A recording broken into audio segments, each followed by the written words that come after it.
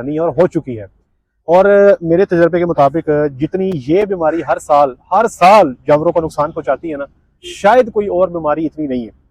और हर फार्मर, लेकिन जब आपके जानवर को थैलेरिया की इन्फेक्शन हो जाएगी तो भाईजान ये आपका टेम्परेचर 105 106 इवन के हमने 107 तक भी देखा। तो इंपोर्टेड ब्रांड इस्तेमाल कर लेंगे, कोई सा कर ले, इंशाल्लाह अजीज आपको रिजल्ट अच्छा मिलेगा। कई सारे लोग कहते हैं कि मैंने 6 दफा लगा दिया, रिजल्ट ही नहीं आ रहा। भाई एक दफा तगड़ा टीका लगा दो, बचत हो जाएगी। इंपोर्टेड लगा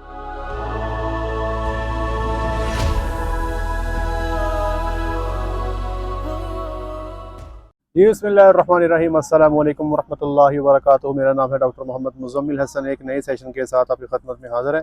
तमाम तारीफ़ें मेरे अल्लाह पाक के लिए जिसने मुझे आपको पूरी कायनात को बनाया।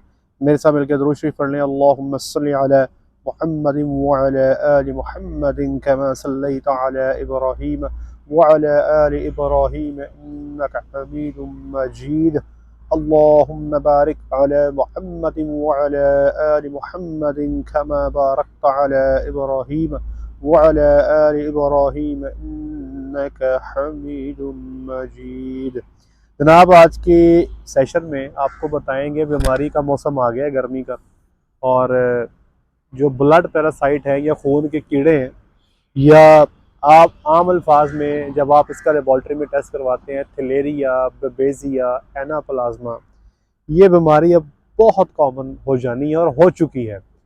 और मेरे तजर्बे के मुताबिक जितनी ये बीमारी हर साल जानवरों को नुकसान पहुंचाती है ना, शायद कोई और बीमारी इतनी नहीं है।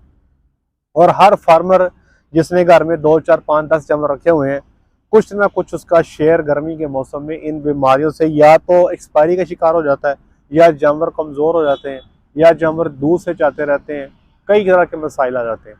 बेबेजिया के ऊपर मैंने आज से 2 साल पहले एक वीडियो बनाई थी, तो थैलेरिया के ऊपर इंशाअल्लाह अज़ीज़ मैं आज वीडियो बनाने जा रहा हूँ, ताकि मेरे फार्मर्स को पता हो ये क्या है, बीमारी का पता कैसे लगेगा, इलाज क्या है, कैसे आप अपने लाखों के बेश कीमत जानवरों की जो है वो जान बचा सकते हैं। सबसे पहले जान लें कि ये बीमारी जो है ये सिर्फ चिचड़ से नहीं होती। अमूमी तौर पे जब भी किसी फार्म पे ये बीमारी आती है तो लोग पहले नंबर पे ये कहते हैं कि हमारे पास तो चिचड़ है ही नहीं, तो ये बीमारी कैसे आ गई।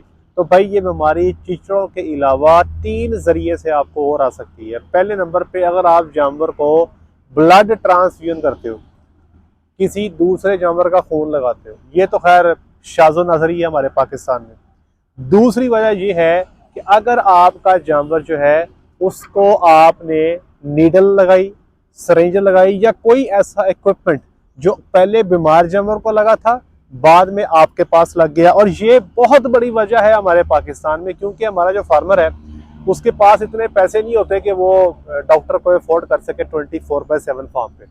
उसके पास जो डॉक्टर फार्म पे आता है वो ऑन कॉल डॉक्टर है।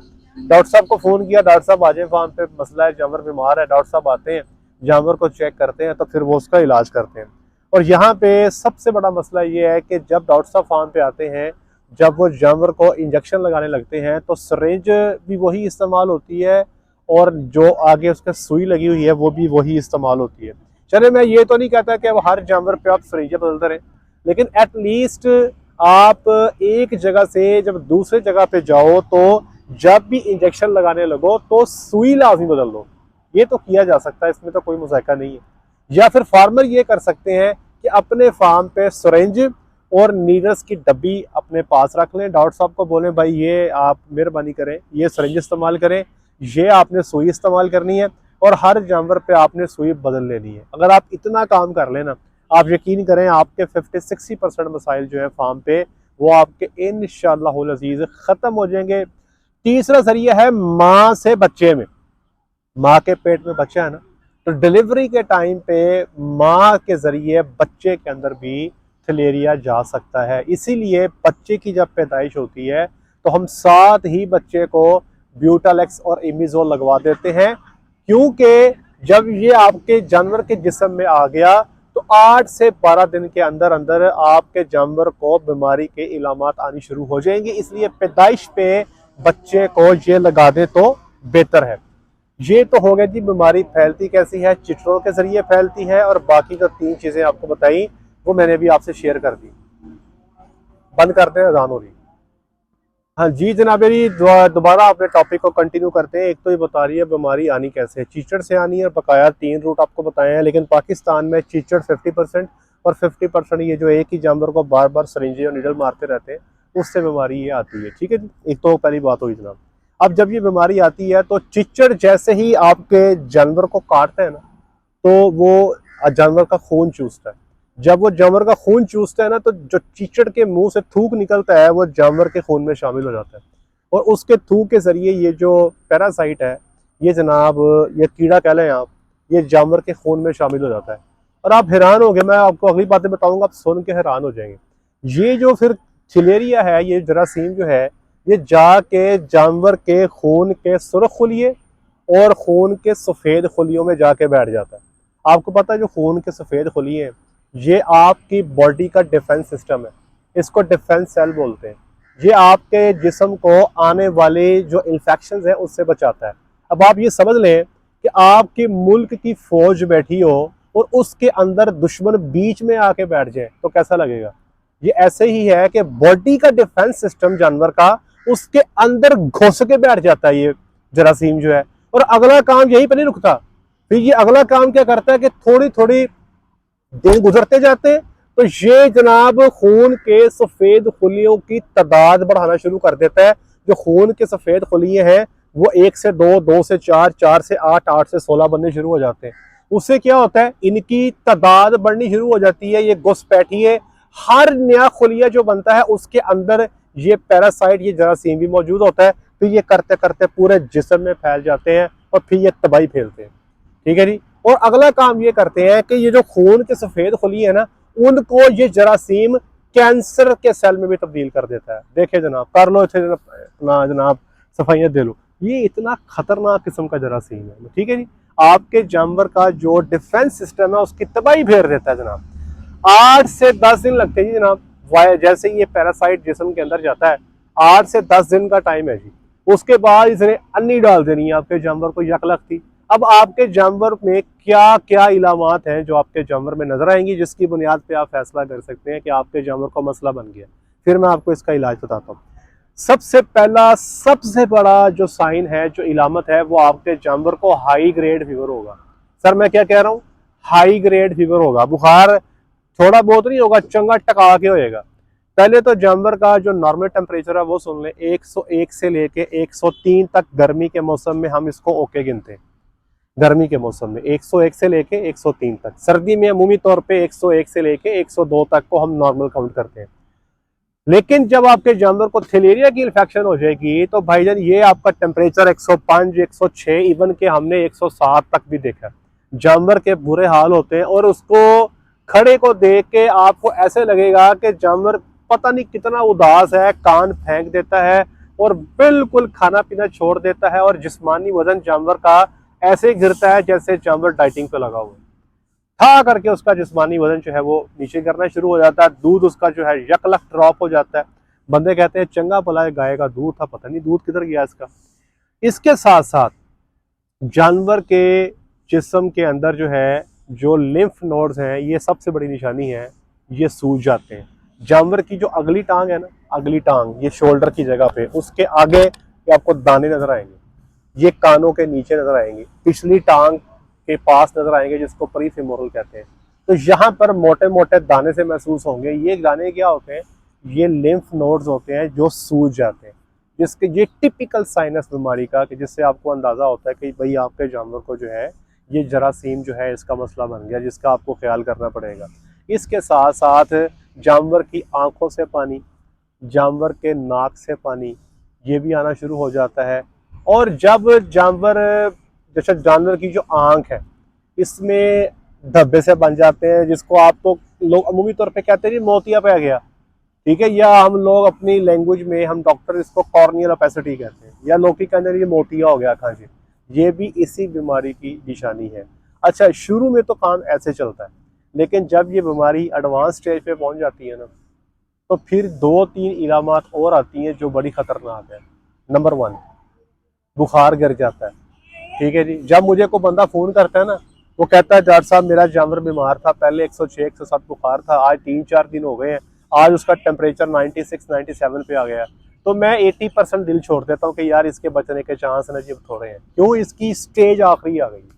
आखिरी स्टेज पे जानवर अपना टेम्परेचर गिरा जाता है, 96 97 पे आ जाता है। और मेरे डॉक्टर भाई इस बात से इत्तेफाक करेंगे, ज़्यादा बड़ा हुआ टेम्परेचर उसको कंट्रोल करना आसान है, गिरे हुए टेम्परेचर को उठाना इतना आसान नहीं होता। ठीक है जी। हाइपोथर्मिया डील करना औखा है, हाइपरथर्मिया डील करना आसान है। अच्छा, ये तो होगी लेट स्टेज की पहली अलामत। दूसरी अलामत क्या है जी? अगर जानवर लेट हो गया, जानवर को खूनी पेचिश लग जाएंगे, उसको मोक लग जाएगी, उसमें आपको ब्लड नजर आएगा। तीसरी निशानी क्या है, जो सबसे बड़ी निशानी है कि जानवर लेट हो गया, जानवर को सांस लेने में दिक्कत का सामना करना पड़ेगा। जानवर के फेफड़ों में, आम अल्फाज में कह लें कि पानी भर जाता है, जानवर को सांस लेने में तकलीफ होती है और जानवर की नाक से आपको पस सी निकलती महसूस होती है। ये समझ लें कि बीमारी जो है अपने आखिरी स्टेजेस पे आ गई है। अब इसका जनाब किसी भी टाइम जो है इसका नारा हो सकता है और यकदम जानवर ने गिर के मरना है। इन्फेक्शन के बाद 18 से 24 दिन के अंदर अंदर जो है जानवर की डेथ मुतवक्के होती है। इसलिए भाईजान इस बीमारी पे चढ़ना पड़ना है। और अगर आप इलाज नहीं करते तो भाई डॉक्यूमेंटेड है कि 100% मोर्टेलिटी करता है, 100% मोर्टेलिटी है जनाब। ठीक है जी। इसलिए भाई इसका इलाज कर लेना बेहतर है, इसके अलावा इसका कोई ऑप्शन नहीं है। अगर आप इलाज करते हो, जानवर बच गया, तो इस जानवर में अब इस बीमारी के खिलाफ कुव्वत मुदाफ़त पैदा हो गई। लेकिन पंगा एक और है, इस बीमारी की भी, इस पैरासाइट की भी कई सारी स्ट्रेन है। इसका मतलब ये हुआ कि अगर एक स्ट्रेन ने हमला किया, जानवर रिकवर हो गया, तो अगर दूसरा स्ट्रेन हमला करता है तो बीमारी दोबारा हो सकती है।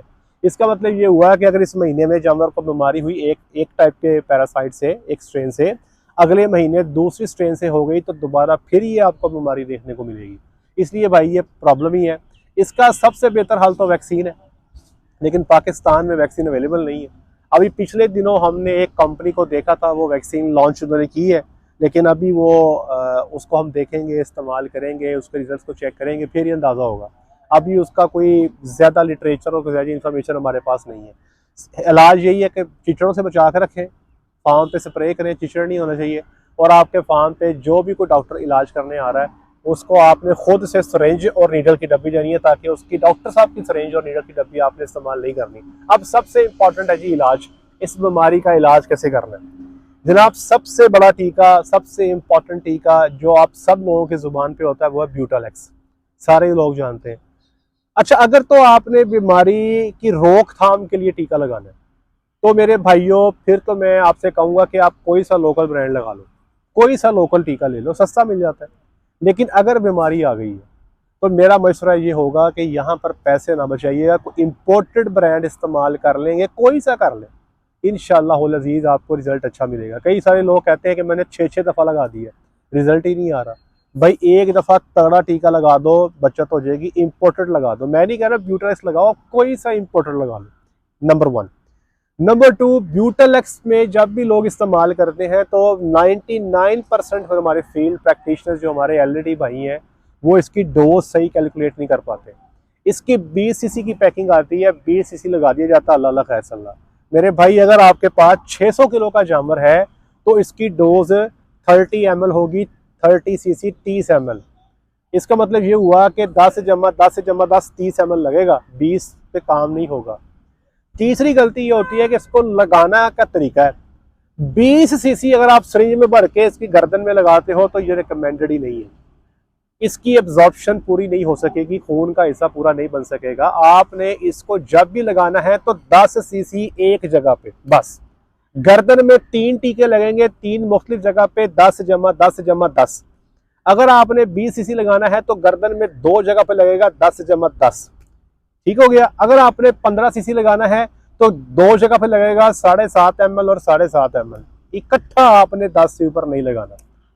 अगर आप समझ रहे हो कि आपने टीका लगाया, 24 घंटे गुजर गए, 48 घंटे गुजर गए, कोई फर्क महसूस नहीं हो रहा, बात समझ नहीं आ रही, तो 48 से 72 घंटे के बाद सेम खुराक आप रिपीट करेंगे। 1 ml 20 किलो वजन के लिए दोबारा फिर रिपीट करेंगे। इसके साथ साथ आप एक्सीटेट्रासाइक्लिन एंटीबायोटिक लगाएंगे 5 दिन। जानवर का टेम्परेचर है तो लॉक्सिन लगा लें, कीटोचेक लगा लें, सुबह लगा लें, शाम लगा लें। अच्छा, लॉक्सिन के हवाले से फ्लोनिक्सन मैग्लोमीन है, बहुत सारे दोस्त कहते हैं कि यार ये गब्बन जानवर को नहीं लगाना चाहिए। तो भाईजान मुझे तो 15 साल हो गए, मैं तो टका के लगा रहा हूँ। और आप लिटरेचर को पढ़ लें, लिटरेचर में भी कहीं पे कॉन्ट्रा इंडिकेटेड ये प्रेग्नेंट में नहीं है। हाँ, घोड़ी को नहीं लगाते, गब्बन घोड़ी को नहीं लगाया जाता। तो कीटोजेक जो है वो भी आप इस्तेमाल कर सकते हैं, बुखार नहीं होना चाहिए। और जितने दिन तक जानवर जो है आपको पूरी खुराक पे आता नजर नहीं आता, आप इसकी फ्लूइड थेरेपी और मल्टी वाइटामिन भी इसको देंगे ताकि जानवर जो है ये अपनी जान में बरकरार रहे। इंशाअल्लाह अज़ीज़ जितनी जल्दी केस पकड़ेंगे उतनी आपको जल्दी आपको इलाज का रिस्पांस मिलेगा। अगर आपने देर कर दी और आपका केस फाइनल स्टेजेस में चला गया तो फिर ये जो ट्रीटमेंट वाला काम है ना, इसका रिस्पांस बहुत थोड़ा आता है, बल्कि ना हो यार गई आता है। फिर उसका वो आपको फायदा कोई नहीं, आपको जोर लगाने का, फिर आपको उसके ऊपर कॉल करने का कोई फायदा नहीं। एक काम आप और कर सकते हैं, ब्यूटालेक्स के साथ साथ एक इंजेक्शन आपको मिलेगा डाइमिनाजीन। आप प्रोनिल के नाम से ले लें या डाइमिनाजीन के नाम से ले लें, ये भी आप एक ही दफा जो है गोश्त में जानवर को लगा दें। इंशाअल्लाह अज़ीज़ आपका जानवर जो है आहिस्ता आहिस्ता रिकवरी पे आ जाएगा। मेरा मशवरा ये है, जब भी कभी आपके फार्म पे ये मसला बने, गर्मी के मौसम में मार्च से लेकर सितंबर तक, जब भी आप देखें आपका जानवर यकलख्त 106-107 टेम्परेचर कर गया है, टेस्ट शेस्टों पे ना जाएं, करवाना है करवा लें, लेकिन एक दफा ये टीका लाजमी लगा दें, अपनी सेफ्टी कर लें। ये ना हो कि 2 दिन बाद टेस्ट की रिपोर्ट है तब तक डॉक्टर मुजम्मिल रखा, आप कहें तो लेट हो गया, कसाई वाले कर दो। इस चीज से बचने के लिए ये जो ट्रीटमेंट आपको बताई है ये लाजमी कर दें। गब्बन जानवर को भी ब्यूटालेक्स लगाया जा सकता है। लोग सर सवाल करते हैं 8 महीने की प्रेग्नेंट है, 9 की प्रेग्नेंट है, बच्चा ताज़ा दे दिया, बच्चा ताज़ा आ गया, किसी भी टाइम पे ये टीका आप लगा सकते हैं। जी उम्मीद करता हूँ कि इस सेशन से अब आप इंशाल्लाह अपने कीमती जानवरों का बर वक्त इलाज करवा के अपने जानवर को बचा सकते हैं। और ये टीके अपने फार्म पे रखें ताकि अगर आपके डॉक्टर साहब फार्म पे आते हैं, बीमारी को डायग्नोज करते हैं, तशखीस करते हैं, तो आपके डॉक्टर साहब ये बड़ा टीका दस्ती लगाएं, क्योंकि ये बड़े महंगे टीके होते हैं। अमूमी तौर पे डॉक्टर्स के पास समटाइम्स ये उनके झोले में अवेलेबल नहीं होता, ठीक है। तो टाइम बचाना है, अपने पास इंजेक्शन आपने जरूर रखना है। बहुत शुक्रिया, आज के लिए इतना ही। अपना ख्याल रखें, दुआ में याद रखें, 5 वक्त की नमाज बाजमात अदा करें। अस्सलामु अलैकुम रहमतुल्लाहि व बरकातुहू।